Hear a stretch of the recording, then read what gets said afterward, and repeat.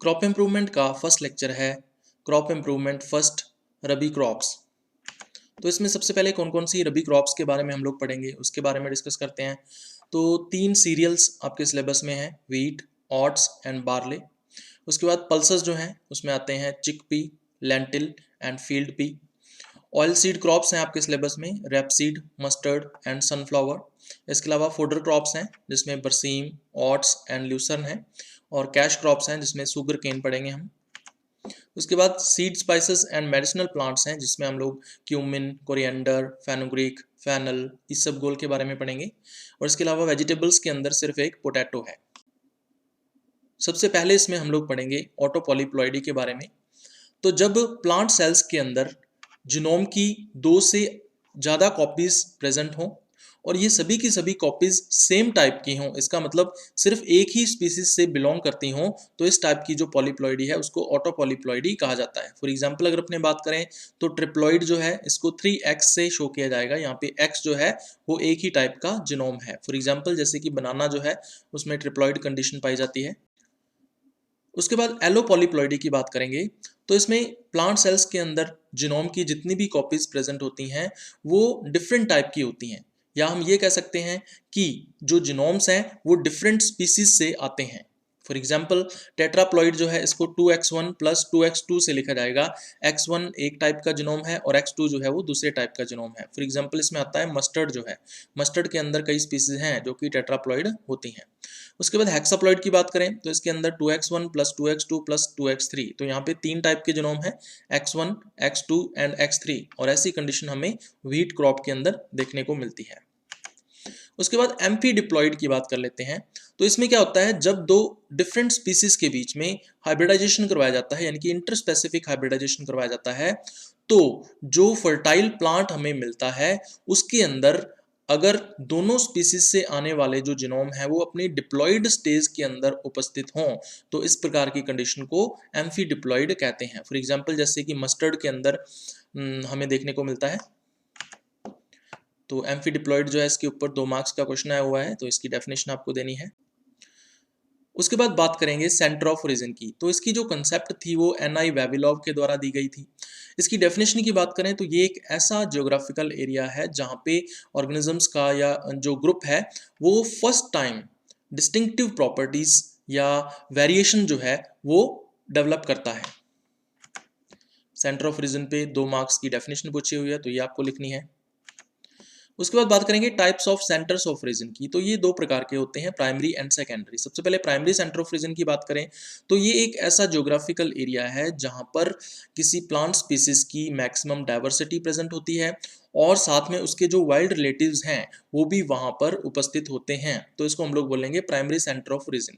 ये जो primary centres of region है ये जनरली अनकल्टिवेटेड एरियाज होते हैं, यानी जहाँ पे कल्टिवेशन नहीं किया जाता है, फार्मिंग नहीं की जाती है। फॉर एग्जांपल जैसे कि माउंटेन्स हैं, हिल्स हैं, रिवर वैलीज हैं, फॉरेस्ट्स हैं।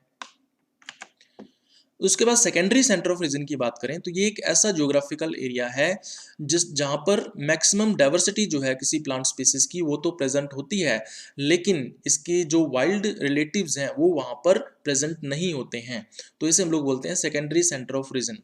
ये जो है वो जनरली कल्टिवेटेड एरियाज होते हैं जहाँ पे कल्टिवेशन जो है या फार्मिंग जो है वो की जाती है।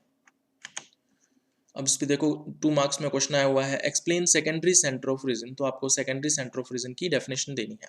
अब primary centre of region and secondary centre of region में क्या क्या डिफरेंसेस होते हैं उसकी अगर अपने बात करें तो प्राइमरी सेंटर पर वाइड जेनेटिक डाइवर्सिटी जो है वो हमें देखने को मिलती है, जबकि सेकेंडरी सेंटर पर जो जेनेटिक डाइवर्सिटी है वो बहुत ही कम होती है।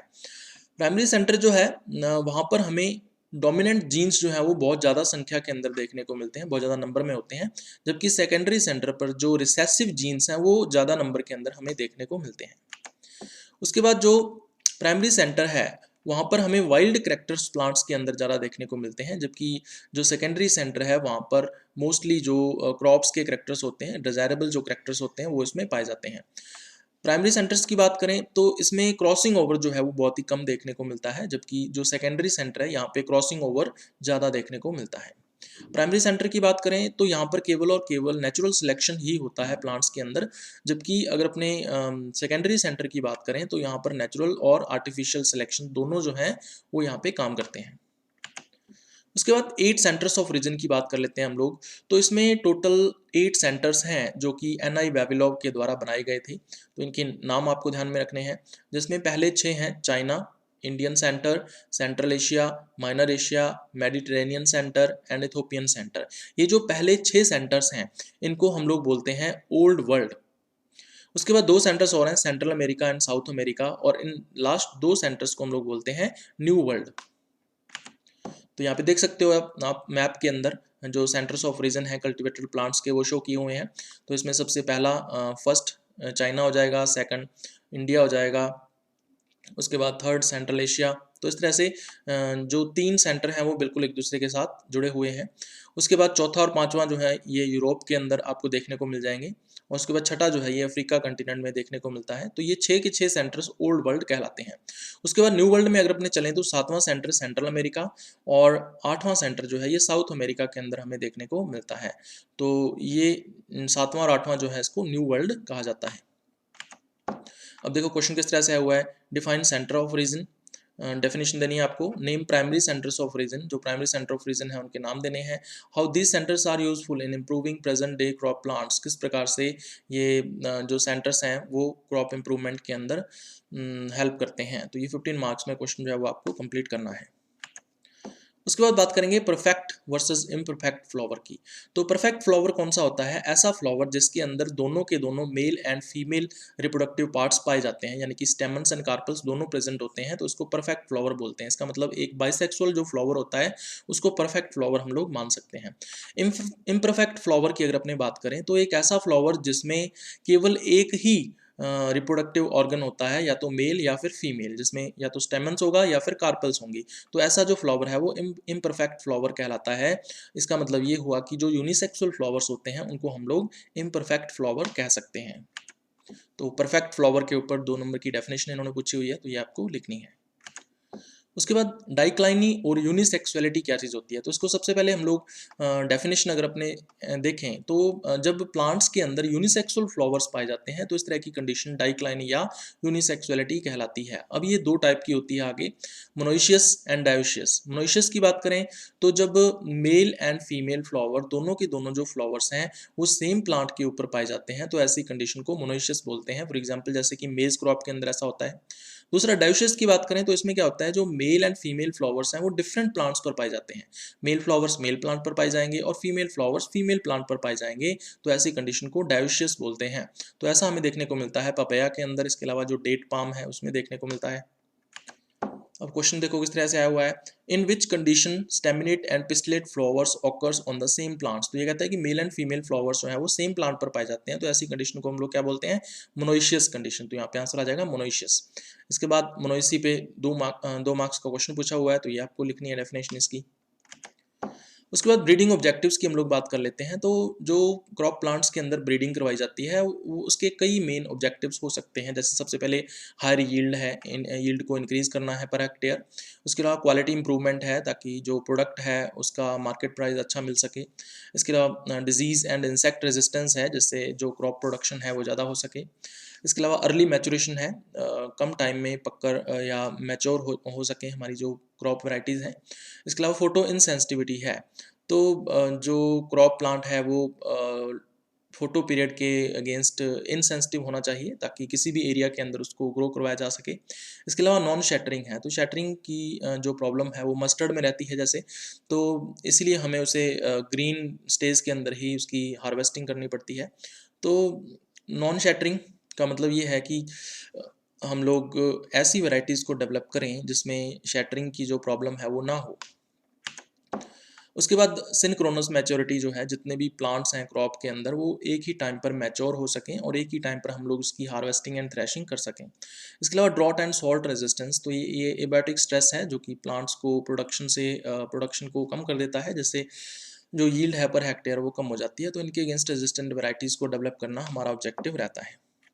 उसके बाद ब्रीडिंग मेथड्स की बात करेंगे, तो क्रॉप प्लांट्स के अंदर कौन कौन सी ब्रीडिंग मेथड्स का जो यूज़ है वो किया जाता है, तो इनके नाम आपको पता होने चाहिए। तो जैसे सबसे पहले है प्लांट इंट्रोडक्शन मेथड है, उसके बाद प्योर लाइन सिलेक्शन है, फिर उसके बाद मास सिलेक्शन, बल्क मेथड है, बैकक्रॉस मेथड है, ईयर टू रो मेथड है।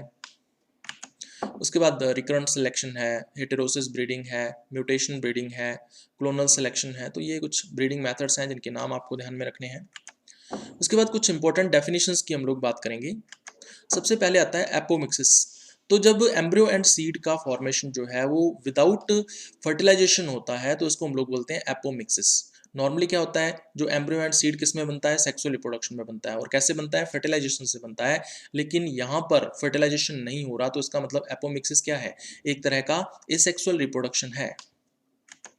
उसके बाद डबल फर्टिलाइजेशन की बात कर लेते हैं। तो इसमें क्या होता है, जो पॉलन ग्रेन है उसके अंदर दो मेल न्यूक्लियाई होते हैं, उसमें से जो एक मेल न्यूक्लियस है वो एग सेल के साथ फ्यूज होता है, फर्टिलाइजेशन करता है और डिप्लॉइड जाइगोट बनाता है। इसको बोलते हैं फर्टिलाइजेशन फर्स्ट।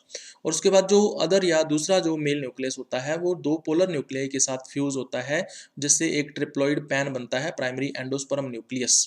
ठीक है, और इसको हम लोग बोल देते हैं सेकंड फर्टिलाइजेशन। तो इस तरह से दो फर्टिलाइजेशन यहाँ पे हो रहे हैं, इसीलिए इसको डबल फर्टिलाइजेशन बोल देते हैं। तो जितने भी क्रॉप प्लांट्स हैं वो सारे के सारे आपके एंजियोस्पर्म्स होते हैं, इसीलिए ये जो है डबल फर्टिलाइजेशन ये करेक्टरिस्टिक फीचर है सभी एंजियोस्पर्म्स का, इसका मतलब सभी की सभी क्रॉप प्लांट्स का।